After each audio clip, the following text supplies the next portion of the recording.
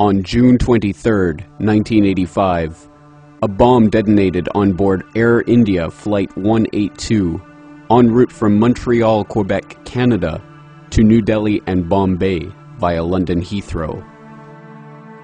The plane crashed into the waters off the southern coast of Ireland, killing all 329 passengers and crew aboard. This tragedy still stands as the largest act of mass murder in Canadian history.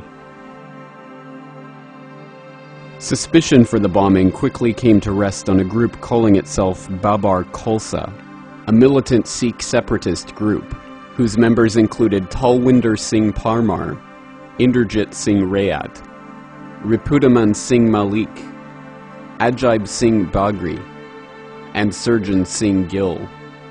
It was later to emerge that Parmar and other members of the Babar Khalsa sect had been under surveillance by the Canadian Security Intelligence Service, or CSIS, in the weeks leading up to the attack. CSIS surveillance of the Babar Khalsa sect included physically trailing suspects, as well as wiretapping their phones, resulting in hundreds of hours of taped conversations between the main suspects in the Air India bombing.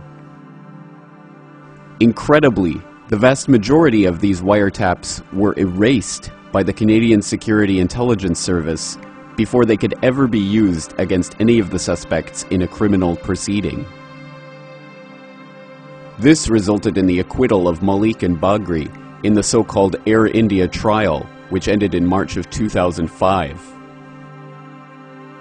Canadians were shocked and appalled by the fact that over $100 million of taxpayer money had been spent in a 20-year investigation that had resulted in the conviction of only one man in connection with the bombing, Inderjit Singh Rayat.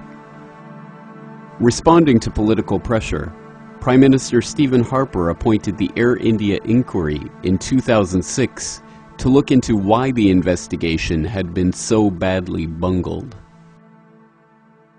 It didn't take long for the inquiry to uncover some startling and troubling findings. More astounding revelations of the Air India inquiry today, as the picture of what happened in the days leading up to the bombing grew more disturbing. The inquiry heard from two witnesses, both with stories of a high-level CSIS expert who seemed to know an Air India plane would be brought down, that it was only a question of when. And both recalled their horror when just a few days later it happened. Terry Malewski reports. Surprises are now normal at this inquiry, but this was extraordinary. One of Canada's top lawyers testifying that he thought CSIS had prior knowledge of the Air India bombing. I was greatly upset. I said, holy expletive, they knew. They knew. It all started here, poolside at a California hotel during a pause in a terrorism case. Chatting in deck chairs, Graham Pinos said a top CSIS official told him that Sikh extremists would try to attack a plane. I have an absolutely clear recollection of the event and the circumstances. It was something that shocked me. An element of Sikhs was in the Indian community in Canada, and that he perceived them as being dangerous, likely to bring a plane down. He was the head of counter-terrorism at CSIS headquarters in Ottawa, Mel Deschênes, and Pinos said he met Deschênes again 3 weeks after the bombing and was amazed that he seemed to know where the bomb was placed. He knew within that 3-week period of the damage and where the bomb had been placed in the aircraft. Pinos did not say Deschênes told him he knew details of the plot beforehand, only that he seemed to know. And another lawyer who was in California for the same case told the same story. Mr. Deschênes advised me that he had to leave. Did he give a reason as to why he had to leave? He had received a call from Canada. There was an urgent problem with Sikh extremists in Vancouver, and he had to leave to go to Vancouver immediately. Again, that was before the bombing. Afterwards, she said, my immediate reaction was, even when they know something's going to happen, they can't stop it. MacDonald did not say Duchesne talked about a bomb or a plane, but she insisted he knew something. My reaction was exactly the same as Mr. Pinos. Holy shit, they knew, they knew, they knew. Why were CSIS working on the threat days before the bombing, but unable to prevent it from taking place? Why was the wiretap evidence destroyed? Why have 23 years of investigation provided only one conviction on one count of manslaughter in connection with the largest mass murder in Canadian history?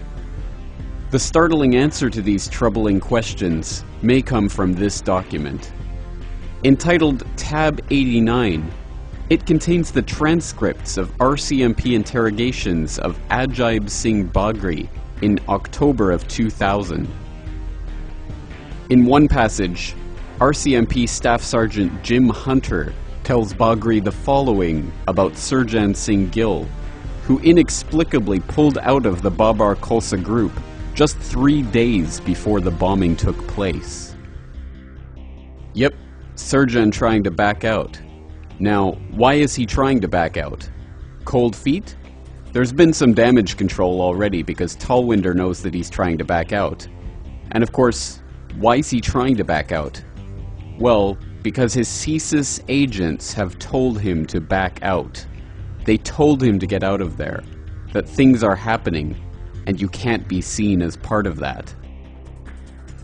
In a transcription from the interrogation of Ripudaman Malik from that same Tab 89 document, Staff Sergeant Don Adam of the RCMP tells Malik that the wiretaps of Parmar and others were destroyed to cover up CSIS' role in the bombings. And you know, if you were a policeman, why would a government agency destroy the very tapes that would, of Mr. Parmar's? Why would... Can you think of why? Perhaps if your agent was right in the middle of it, and then it happened, and now you were all going to look horrible, you might have a reason to cover that up, wouldn't you? If true, the implications of these RCMP statements are troubling. Surjan Singh Gill was not an incidental player in the Babar Khalsa group. In fact, he was one of its founding members, and his name was on the documents which incorporated the group as a religious society in British Columbia. Then, 3 days before the bombing, he dissociated himself from the group. Then, in September 2000, just weeks before the arrest of Malik and Bagri, and the interrogations which admitted his role as a CSIS informant, Surjan Singh Gill fled Canada, never to return.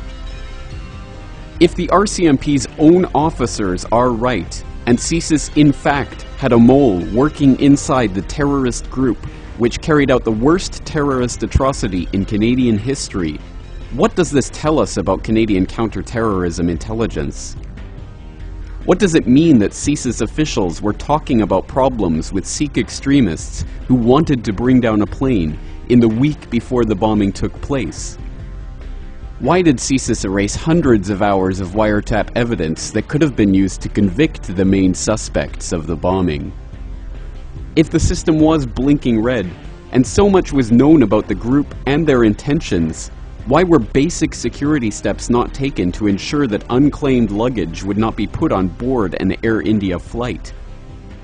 These are questions that every concerned Canadian citizen must be asking their elected representatives. My reaction was exactly the same as Mr. Pinos. Holy shit, they knew, they knew, they knew.